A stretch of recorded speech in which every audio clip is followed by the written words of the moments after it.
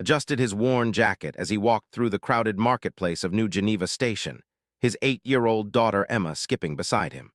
The massive space station orbited Europa, serving as a crucial trading hub between Earth and the outer colonies. Dozens of alien species mingled in the corridors, their various forms creating a kaleidoscope of colors, shapes, and sizes that never failed to amaze Emma. "Dad, look at those merchants," Emma whispered, pointing at the tall, crystalline beings who communicated through musical tones. "Their voices sound like wind chimes." Smiled, grateful for his daughter's wonder despite their circumstances. Since losing his job at the terraforming corporation 6 months ago, they'd been scraping by on his savings and odd jobs around the station. Today's visit to the marketplace wasn't for leisure. They were hopping to find affordable protein rations for the week.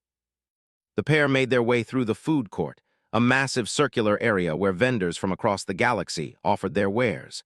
The air buzzed with translation software converting dozens of languages into comprehensible speech.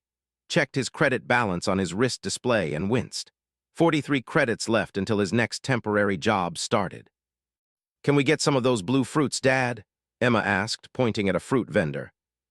"Maybe next week, sweetheart," replied, steering her toward the discount section where day-old items were sold at reduced prices. As they approached a human-run protein bar stand, noticed commotion near the central seating area. A crowd had gathered around something, their voices rising in what seemed like heated discussion. His protective instincts kicked in as he saw several large, the warrior species known for their aggressive nature, among the crowd. "Dad, what's happening over there?" Emma tugged at his sleeve. Was about to suggest they avoid the area when he caught sight of what had drawn everyone's attention. In the center of the crowd sat a young alien girl, no older than Emma by human standards. She belonged to the species, humanoid beings with pale blue skin and large, expressive eyes. What made the scene heartbreaking was immediately apparent. Her left leg was missing from the knee down, and she was using a crude crutch made from scrap metal. The girl sat alone at a table, her small frame dwarfed by the empty chairs around her.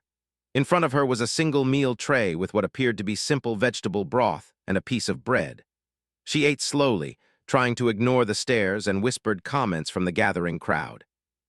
"Look at that disgusting creature," snarled one of the warriors, his scaled hide glistening under the artificial lights. "Damaged goods shouldn't be allowed in public spaces." A trader nodded in agreement. "Are weak enough as it is, this one's completely useless now." Felt his jaw clench. He'd encountered prejudice against various species during his years on the station, but the cruelty being directed at a child made his blood boil. They were known as a peaceful, scholarly race that had contributed significantly to galactic medicine and engineering. They were also one of the few species that had immediately welcomed humans into the galactic community when first contact was made 50 years ago. Emma tugged harder at his sleeve. "Dad, why are those people being mean to her?" Before could answer, a merchant, a species resembling large, intelligent beetles, clicked disapprovingly. "Should keep their defective offspring hidden away. It's uncomfortable to look at." The alien girl's shoulders tensed at the comment, but she continued eating without looking up. Could see her hands trembling slightly as she held her spoon. "She's just trying to eat," Emma said, loud enough for several nearby aliens to hear. "Why can't they leave her alone?" A few creatures in the crowd turned to look at the human child with surprise. It was unusual for anyone to speak up in defense of someone from another species, especially in a situation like this. The warrior who had spoken first stepped closer to the girl's table. "Maybe you should find somewhere else to eat, little cripple. Your kind makes the food taste worse just by being here." Watched as the alien girl's large eyes filled with tears she was desperately trying to hold back. Her small frame seemed to shrink even further as the warrior's shadow fell across her table. "Dad," Emma whispered urgently, "we have to help her." Looked around the crowd, expecting someone, anyone, to intervene. Surely there were others who found this behavior appalling, but the other species either watched with mild interest or actively participated in the harassment. Even the few humans in the area seemed content to observe from a distance. They reached for the girl's food tray. "Maybe I should dispose of this for you since you're too pathetic to." Hay's voice cut through the crowd like a blade. Every head turned toward him as he stepped forward, Emma close behind. "Back away from her, now." The warrior's reptilian eyes fixed on with amusement. A human wants to play hero. How quaint. He was nearly twice size, with natural armor plating and claws that could easily tear through flesh. I said back away, moved closer, positioning himself between the warrior and the girl. She's just trying to eat in peace. A murmur ran through the crowd. Humans were respected for their resilience and ingenuity, but they were also known for being physically inferior to most galactic species. The idea that one would challenge a warrior over an alien child seemed absurd to most observers. The girl looked up for the first time, her large violet eyes meeting briefly before darting away. Up close, he could see she was indeed very young, probably no more than 10 in human years. Her blue skin was pale from what appeared to be poor nutrition, and her simple clothing was clean but well-worn. "This doesn't concern you, human," the trader interjected. "They are not your responsibility." Kept his eyes on the warrior, but spoke loudly enough for the entire crowd to hear. Anyone being harassed in a public space is everyone's responsibility. Emma stepped up beside her father, her small hand slipping into his. "My dad's right, you're all being bullies." The directness of the human child's statement caused several aliens to shift uncomfortably. Children were revered in most galactic cultures, and their words often carried surprising weight in moral discussions. The warrior's expression darkened. "You want to defend this broken thing? Then maybe you should join her in her misery." He raised his clawed hand threateningly. Didn't flinch, though his heart was racing. He'd been in fights before, but never against someone with natural weapons and twice his strength. Still, he couldn't walk away from this situation. Not with his daughter watching, not when another child needed help. "You're going to threaten me in front of my daughter?" asked, his voice steady despite his fear. "Real brave of you." The crowd pressed closer, sensing potential violence. Some seemed excited by the prospect, while others appeared uncomfortable with the escalation. The girl struggled to her feet, balancing on her crutch. "Please," she said in accented but clear galactic standard, "I don't want anyone to fight because of me. I can leave." Her voice was soft and musical, typical of her species, but carried a weariness that no child should possess. Could hear the defeat in her tone, the acceptance of a situation she'd clearly faced many times before. "No," said firmly, still watching the warrior. "You don't have to leave. You have just as much right to be here as anyone else." Emma nodded emphatically. "Yeah, and your leg doesn't make you any different from us." The girl's eyes widened at Emma's words. It was clear she wasn't used to such direct kindness from strangers, especially from other species. The warrior's patience had reached its limit. "Enough!" He lunged forward, claws extended toward. Dove to the side, pushing Emma behind him as the warrior's claws whistled through the air where his chest had been moments before. The crowd scattered as the confrontation turned physical, some running for security while others formed a wider circle to watch the fight. "Dad!" Emma's scream pierced the air as rolled across the floor, barely avoiding another swipe from the warrior's massive claws. That was faster than had expected, but also clumsier in the confined space between tables and chairs. Grabbed a metal chair and held it up as a shield, the warrior's claws scraping against its surface with a sound like nails on slate. "Station security is coming," someone in the crowd shouted. The warrior seemed to realize the situation was getting out of hand. Assault charges on a space station carried severe penalties, including potential banishment to remote mining colonies. But his pride wouldn't let him back down now that the fight had begun. He feinted left, then struck right, his claws catching the edge of his jacket and tearing through the fabric. Stumbled backward, nearly tripping over an overturned chair. The girl watched in horror as the human who had defended her struggled against an opponent clearly superior in strength and natural weapons. She looked around desperately, her large eyes searching for something, anything, that could help. Spack hit a wall, and the warrior advanced with a predatory grin. "Any last words, hero?" As the raised his claws for what would likely be a killing blow, closed his eyes and thought of Emma. He tried to do the right thing, but now his daughter might be left orphaned because of his impulsive decision to help a stranger. The blow never came. A brilliant flash of blue light filled the area, followed by the distinctive hum of a stun weapon. The warrior froze mid-strike, his body rigid as electrical current coursed through his nervous system. He toppled forward like a felled tree, crashing to the floor unconscious. opened his eyes to see station security officers rushing into the scene, their weapons drawn. Behind them stood someone unexpected, the young girl holding a small device that was still crackling with electrical energy. "Emergency medical override," she said calmly to the security officers, showing them a small badge on her torn clothing. "I'm a trainee medic. I used a medical stunner to stop the assault." The lead security officer, a stern-looking human woman with graying hair, knelt beside the unconscious while her team secured the area. "Anyone injured?" Shook his head, still stunned by the turn of events. Emma ran to him and threw her arms around his waist, tears streaming down her face. "Dad, are you okay? I thought he was going to hurt you." "I'm fine, sweetheart," assured her, though his hands were shaking as he held her close. He looked at the girl, who was now being questioned by another security officer.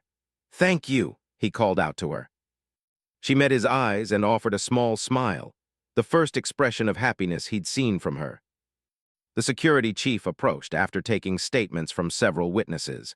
"The surveillance cameras caught the whole thing. You were clearly acting in defense of another individual, who will face assault charges and potential deportation." Nodded, still processing what had happened. As the security team removed the unconscious warrior and began dispersing the crowd, he found himself alone with Emma and the alien girl. The girl limped over on her crutch, favoring her remaining leg. "Thank you for standing up for me. Most people just pretend not to see." Emma stepped forward before could respond. "I'm Emma and this is my dad. What's your name?" The girl replied, her musical voice carrying a note of surprise at the casual introduction. "Thane." Extended his hand in the human gesture of greeting, then hesitated, unsure if had similar customs. Noticed his uncertainty and smiled, reaching out to shake his hand with both of hers in the traditional greeting. "You saved my life," said simply. "Where did you learn to use a medical stunner like that?" His expression grew sad. "My mother was a doctor before she died. She taught me basic medical procedures and emergency protocols. I'm training to follow in her footsteps, though most people think someone like me can't be a proper healer." Emma's eyes widened. "You want to be a doctor? That's so cool. My dad says doctors are heroes because they save people." A genuine smile crossed his face, perhaps the first in a long time. "Your father is very wise and very brave." Looked around the nearly empty food court, then back at its unfinished meal on the table where she'd been sitting alone. "Were you eating lunch by yourself?" Nodded, her smile fading. "I always eat alone. It's easier that way." Felt his heart break a little more. No child should have to face the world alone, especially not one dealing with both disability and prejudice from multiple alien species. Emma tugged on sleeve again, but this time her expression was different, determined rather than scared. "Dad, can I ask her something?" Nodded, curious about what his daughter was thinking. Emma turned to, her voice clear and confident despite her young age. "Would you like to eat with us sometime? We don't have much money, but we could share what we have." His large violet eyes filled with tears again, but these were different from the ones she'd fought back earlier. You would want to eat with me, even though I'm—" "Even though you're what?" Emma interrupted with the blunt honesty only children possessed. "You're just a girl who's missing a leg. My friend Tommy back on Earth is missing an arm from an accident, and he's still the best at video games in our class." Marveled at his daughter's simple wisdom. In Emma's world, disability was just another characteristic, no more significant than hair color or height. But shook her head sadly.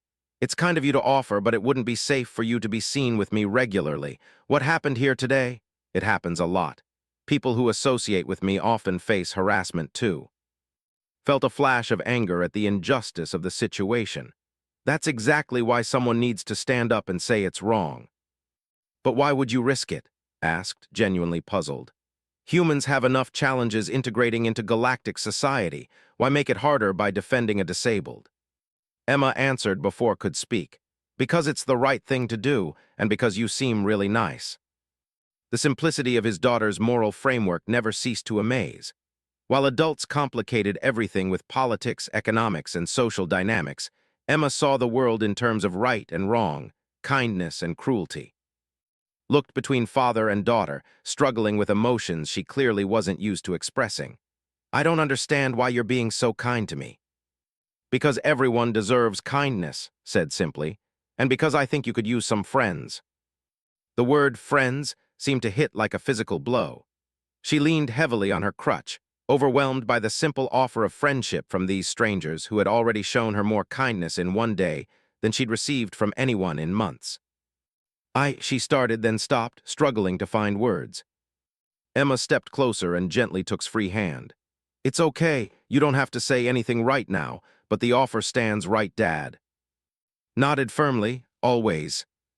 As they stood there in the aftermath of the confrontation, none of them could have predicted how this moment would change not just their lives, but the entire dynamic of species relations on New Geneva Station.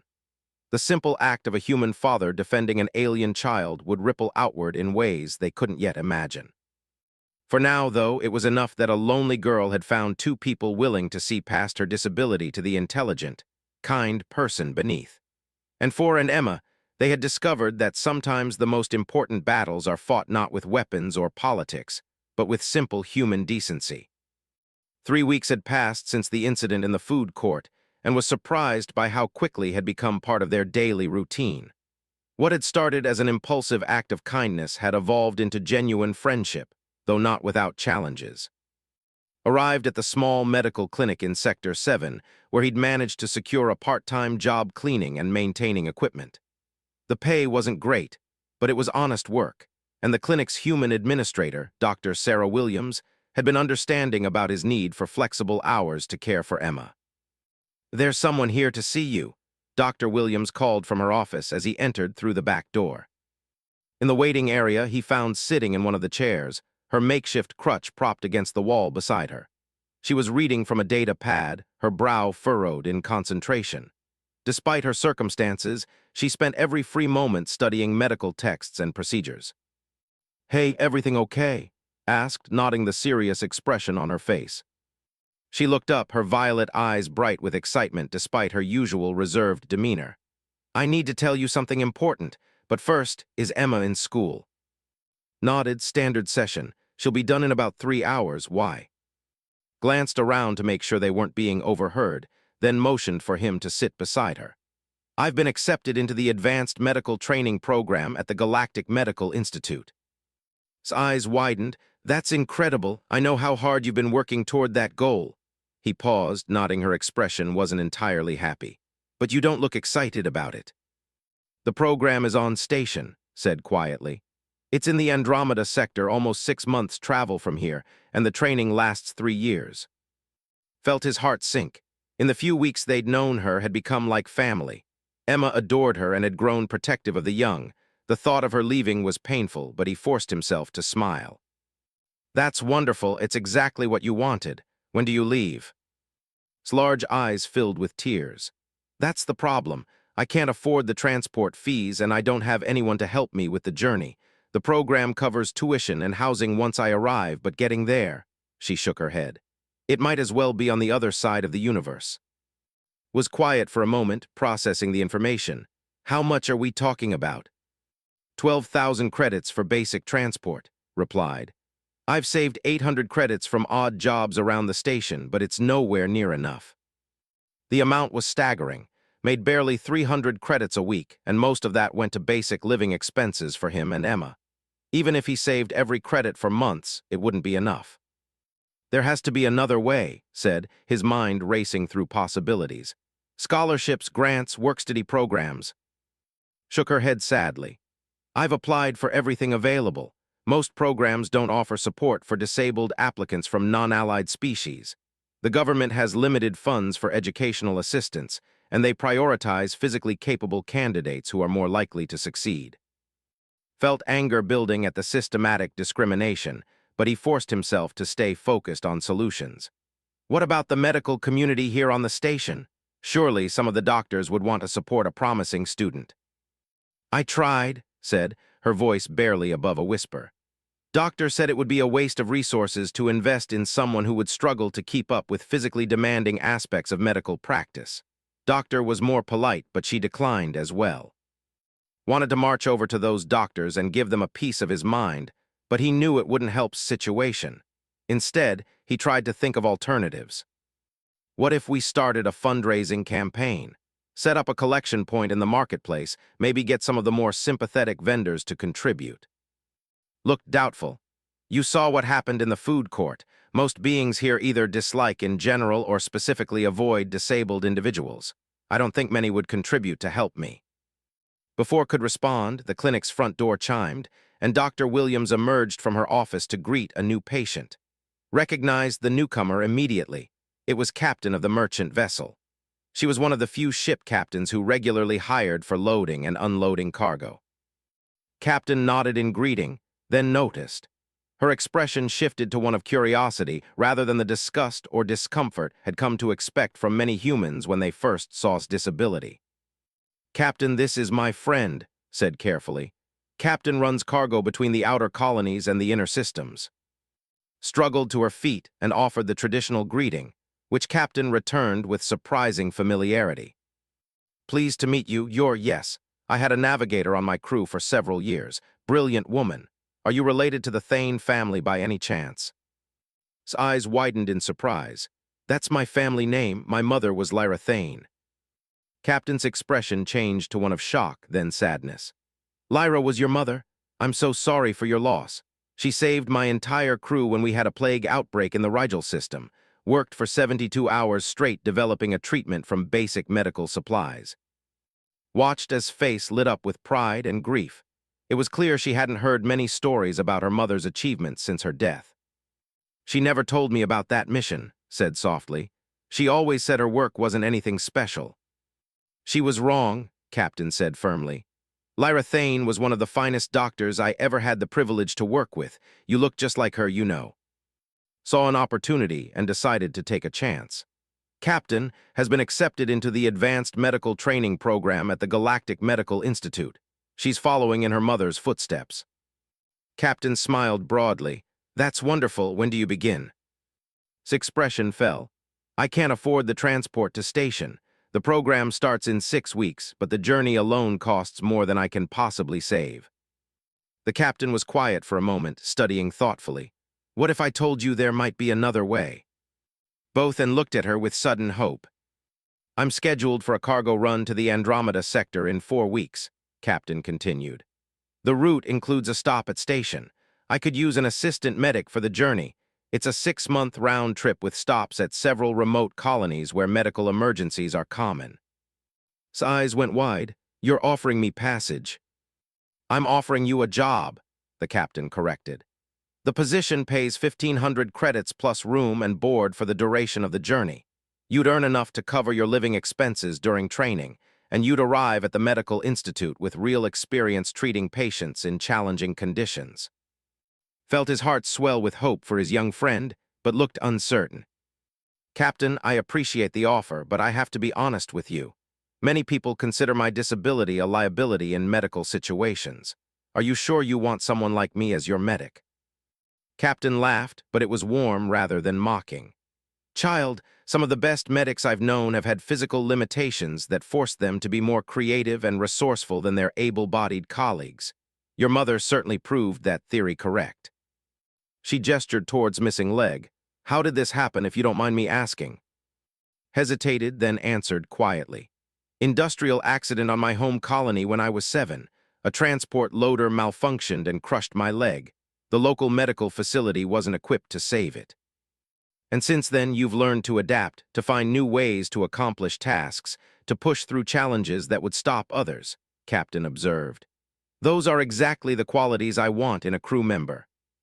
Watched as tears began to flow down his face. It was the first time someone had framed her disability as potentially beneficial, rather than simply something to be overcome or hidden. I would be honored to serve on your crew," managed to say through her tears. Captain extended her hand in the human style, which shook enthusiastically. "Excellent. Report to my ship next Tuesday for a medical assessment and crew orientation. We depart in 4 weeks." As the captain left to continue her business at the clinic and sat in stunned silence. The solution had come from the most unexpected source, and in a way that honored both's dreams and her mother's legacy. "I can't believe it," whispered. "I'm actually going to make it to the medical institute." Smiled, though he felt a pang of sadness at the thought of saying goodbye to their friend. "You deserve this opportunity. Your mother would be so proud. Suddenly grabs hand. I want to tell Emma the good news. Can we go meet her after school? Nodded, but then had another thought. Actually, let's make it a celebration. I know a place that serves the best Terran ice cream on the station. Emma's been wanting to try their chocolate flavor. As they left the clinic together, reflected on how much their lives had changed in just 3 weeks. What had started as a simple act of defending someone in need had evolved into genuine friendship, and now into an opportunity that would change his entire future. Later that afternoon, they waited outside Emma's school as children of various species poured out of the building. Spotted his daughter's brown hair among the crowd, and she ran toward them with her usual enthusiasm. "You're here." Emma threw her arms around her friend in a hug that returned warmly. "I have exciting news to share," said, her musical voice carrying genuine joy for the first time since had known her. As they walked toward the ice cream shop, told Emma about Captain's offer and her upcoming journey to the medical institute. Emma listened with wide eyes, asking dozens of questions about the ship, the journey, and what medical school would be like. "So you're really going to be a doctor like your mom?" Emma asked as they settled into a booth at the ice cream shop. "I'm going to try," replied. "It will be very challenging, but I think I can do it." Emma nodded seriously. "You're the person I know besides my dad. Of course you can do it." The simple confidence in Emma's voice made smile. "I'm going to miss you both so much. You've been the best friends I've ever had." Felt a lump forming in his throat. "We'll miss you too, but this is your chance to achieve your dreams. We'll be cheering for you every step of the way." Emma suddenly perked up. "Hey, maybe when you're a famous doctor you can come back and visit us." "I promise I'll come back," said solemnly. "And maybe by then I'll be able to help other people the way you both helped me." As they shared ice cream and talked about upcoming adventure, couldn't shake the feeling that this was just the beginning of something much larger. The friendship between his daughter and this remarkable young had already changed all their lives in unexpected ways. What none of them knew was that their story was beginning to spread throughout the station. Word of the human father who had defended an alien child and the subsequent friendship that had developed was reaching ears in places that might surprise them. Some of those listeners were planning to act on what they'd heard. The next morning, arrived at the clinic to find Dr. Williams waiting for him with an unusual expression on her face. "I need to speak with you about something," she said, leading him into her office. "I received some interesting communications yesterday after Captain's visit." Sat down, wondering if there was some problem with his arrangement. "It seems word has gotten out about your friendship with the young girl and her acceptance to the medical institute," Dr. Williams continued. "3 different medical practices have contacted me asking if they could contribute to a scholarship fund in her honor." Blinked in surprise. "Really? But I thought most of the medical community here wasn't interested in helping her." "That was before people learned who her mother was," Dr. Williams explained. "Lyra Thane apparently saved dozens of lives during her career. Several doctors here had heard of her work, even if they'd never connected it to." She handed a data pad with financial information. "Doctor, who originally refused to help, has contributed 5,000 credits and issued a formal apology for his previous behavior. He said learning about Lyra's legacy made him reconsider his prejudices about disabled individuals in medicine." Stared at the numbers on the screen. Between the various contributions, there was enough money to cover all of his expenses during her training and then some. "There's more," Dr. Williams said, smiling now. "The Galactic Medical Ethics Board heard about the situation and is launching an investigation into discriminatory practices in medical education funding. They've also created a new scholarship program specifically for disabled students pursuing medical careers." Shook his head in amazement. All of this because of what happened in the food court. "Sometimes it only takes one person willing to stand up for what's right to start changing an entire system," Dr. Williams observed. "You and Emma showed people that species differences and physical disabilities don't diminish someone's worth or potential." Thought about Emma's simple statement that was just a girl who's missing a leg. Perhaps that kind of straightforward acceptance was exactly what the galaxy needed more of. "I need to tell about this," said, standing to leave. "She's already here," Dr. Williams replied with a grin. "I called her this morning. She's in the waiting room, probably crying happy tears over the data pad I gave her." found exactly as described, tears streaming down her face as she stared at the scholarship information. When she saw him, she struggled to her feet and threw her arms around him in a fierce hug. "I don't know how to thank you," she whispered. "You and Emma changed everything." Hugged her back, thinking about how much their lives had all changed since that day in the marketplace. "You don't need to thank us. You just need to go become the amazing doctor I know you're going to be."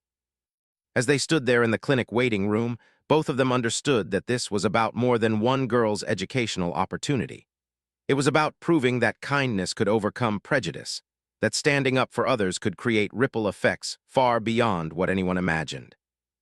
The journey ahead would be challenging for all of them, but they faced it with hope and the knowledge that sometimes the most important changes begin with a simple question: could I join you? 2.5 years later, stood on the observation deck of New Geneva Station, watching ships arrive and depart through the massive viewport. Emma, now 11 and significantly taller, pressed her face against the reinforced glass beside him. "Do you see her ship yet, Dad?" Emma asked for the third time in 10 minutes. Smiled at his daughter's excitement. "Thee isn't due for another hour, sweetheart, but Captain always arrives exactly on schedule." The past 2 years had been transformative for both father and daughter. Had been promoted to chief maintenance supervisor at the medical clinic, and Emma had excelled in her studies while also becoming something of a celebrity among her classmates for her friendship with the famous station medic girl. Story had indeed spread far beyond New Geneva Station. Her success in the Medical Institute's program, combined with her innovative work developing prosthetic solutions for various alien species, had made her a symbol of overcoming adversity throughout the galactic community. A voice behind them interrupted his thoughts. Turned to see a tall, distinguished in formal diplomatic robes approaching. Behind him walked an even more impressive figure, an elder with intricate blue markings that indicated high status within their society. He replied cautiously, moving protectively closer to Emma. The bowed formally. "I am Ambassador Karan of the Trade Federation. This is Elder Thane of the Council. We've been hopping to meet you before the arrival ceremony." Blinked in confusion. "Arrival ceremony." The elder stepped forward, her large violet eyes kind but intense. "Mister, we are here to honor both your daughter and yourself for the role you played in changing galactic policy toward disabled individuals. Your actions 3 years ago initiated reforms that have helped thousands of beings across dozens of worlds." Emma looked up at her father with wide eyes. "Dad, are we in trouble?" The ambassador chuckled warmly. "Quite the opposite, young lady. You and your father are being recognized as galactic citizens of honor, the first humans ever to receive this distinction." Felt overwhelmed by the magnitude of what was happening. "I appreciate the honor, but we just did what anyone should do. We helped a friend." Elder Thane smiled sadly. "If only that were true, most beings would not have risked their safety to defend a disabled alien child. Your willingness to stand up to prejudice, and your daughter's simple acceptance of despite her differences, demonstrated the best qualities of your species." The ambassador consulted a data pad. Since the incident on this station, 17 different worlds have reformed their medical education policies to eliminate discrimination against disabled applicants. The Galactic Medical Ethics Board has established the Lyra Thane Memorial Foundation, which has provided scholarships to over 300 disabled students. Shook his head in amazement. "All of that because we stood up to a bully in a food court."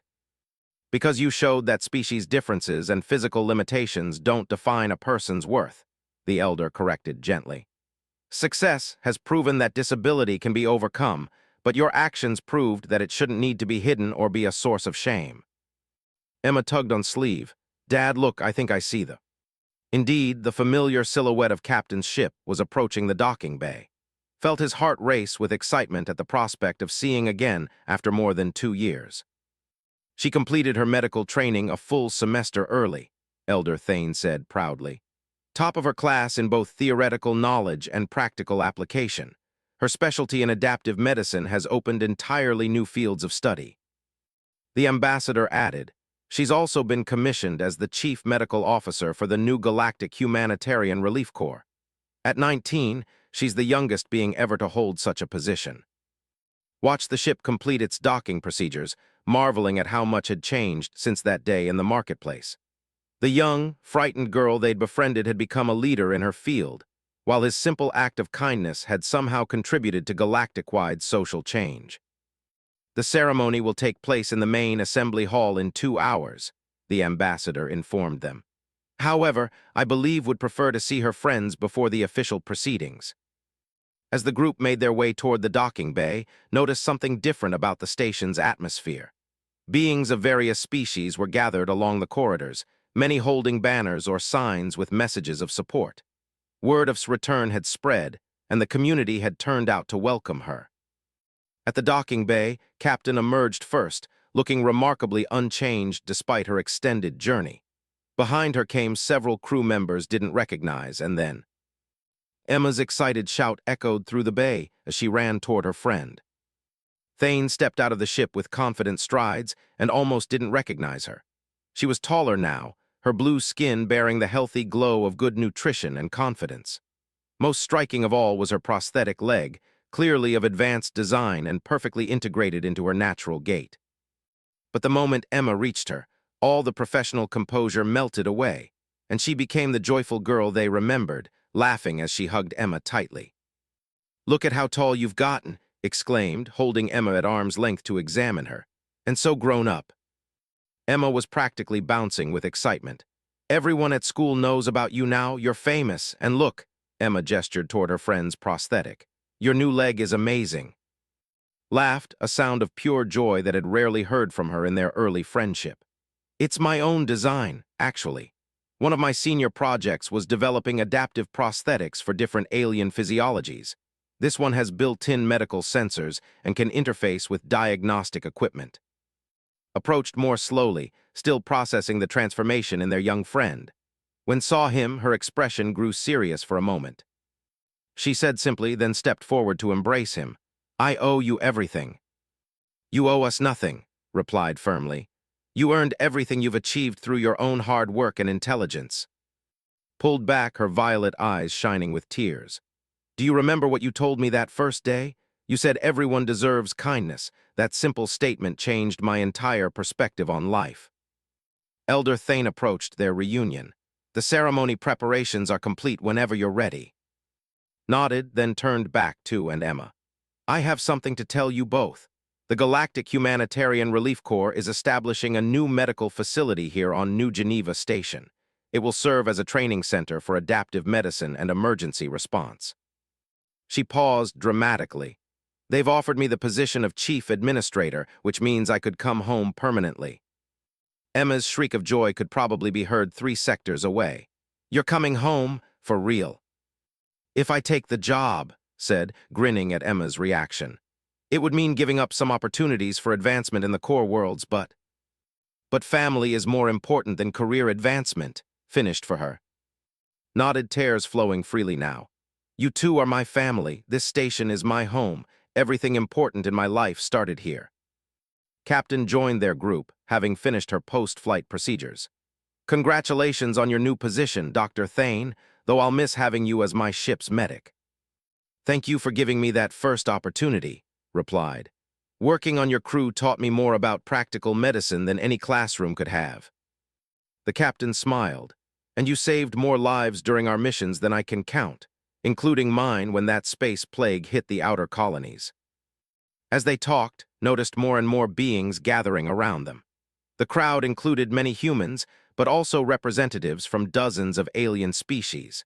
Several were wearing badges or clothing that indicated medical professions. A young approached hesitantly, the same species as the warrior who had attacked years ago. This one was much smaller, clearly an adolescent, and carried medical supplies that identified her as a student. "Dr. Thane," the young said nervously, "I wanted to thank you.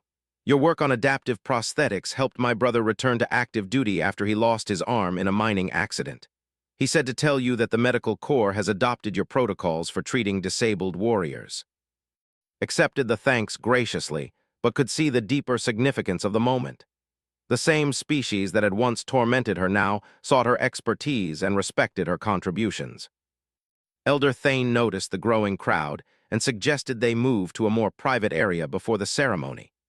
As they walked through the station corridors, was amazed by the number of beings who recognized and offered words of congratulations or thanks. In the diplomatic quarters, over refreshments, the full scope of achievements became clear. Her medical innovations had saved lives across the galaxy, her advocacy had changed policies on dozens of worlds, and her example had inspired thousands of disabled individuals to pursue their dreams. The most remarkable thing, Ambassador Karan observed, is that none of this would have happened without a simple act of kindness from two humans who saw past physical differences to recognize inherent worth. Emma, who had been uncharacteristically quiet during the formal discussions, suddenly spoke up. "Can I ask you something?" "Of course, Emma, anything." "That first day in the food court when you were sitting alone, were you scared?" Considered the question carefully. "I was terrified, not just of the bullies, but of being alone for the rest of my life.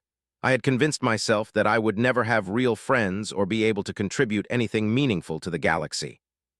She looked at Emma with deep affection. "Your father showed me that courage isn't about not being afraid. It's about doing the right thing even when you are afraid. And you showed me that friendship doesn't require similarity or perfection." Felt a profound sense of satisfaction hearing how their simple act of kindness had provided the foundation for such remarkable achievements. But more than that, he was grateful for the friendship that had enriched all their lives. The ceremony itself was both grand and intimate. The main assembly hall of New Geneva Station was packed with beings from across the galactic community, but the focus remained on the simple human values that had started everything: kindness, courage, and acceptance. When was called to the stage to receive the Galactic Citizen of Honor Award, he felt overwhelmed by the magnitude of recognition for what he still considered a basic moral choice. "I accepted this honor not for myself," said into the voice amplifier, "but on behalf of every being who has ever stood up for someone who couldn't defend themselves. The real hero of this story isn't me. It's a remarkable young woman who refused to let prejudice and disability define her limitations." The crowd erupted in applause as joined him on stage. When she reached the podium, the assembly hall fell silent in anticipation of her words. "3 years ago, I was a frightened, lonely girl who believed the galaxy saw me only as a burden," began, her musical voice carrying clearly through the hall's acoustics. "Today, I stand before you as a doctor, a researcher, and proof that disability is not inability." She gestured toward Emma in the audience. "But the real miracle isn't my achievements. It's what this human family taught me about courage, kindness, and the power of simple human decency. They didn't see a disabled alien when they looked at me. They saw a child who needed help." His voice grew stronger. "Today marks not just my return home, but the beginning of a new chapter in galactic cooperation. The medical facility we're establishing here will serve beings of all species, with special focus on adaptive medicine and inclusive treatment protocols." She paused, looking directly at Emma. "And it will be guided by the principle that everyone deserves kindness, everyone deserves a chance to contribute, and everyone deserves friends who see their potential rather than their limitations." The standing ovation that followed lasted for several minutes. As beings of dozens of species applauded together, realized they were witnessing something unprecedented, a moment when the galaxy's diverse communities came together to celebrate the triumph of compassion over prejudice. Later, as the formal ceremony wound down and the crowds began to disperse, found himself alone with Emma and on the observation deck where their day had begun. "So what happens now?" Emma asked, looking out at the stars beyond the viewport. Smiled, her prosthetic leg glinting in the starlight as she shifted her weight. "Now I get to come home, I get to help other people the way you helped me, and I get to spend time with my family." Emma grinned. "We're really your family." "You're the most important family I've ever had," replied solemnly. Put his arms around both girls. One human, one alien, both precious to him beyond measure. As they stood together watching ships traverse the space lanes, he reflected on the unexpected journey that had begun with a simple question in a crowded food court. "Could I join you?" had become so much more than a request for companionship. It had become a symbol of hope, a catalyst for change, and proof that the greatest revolutions often begin with the smallest acts of kindness.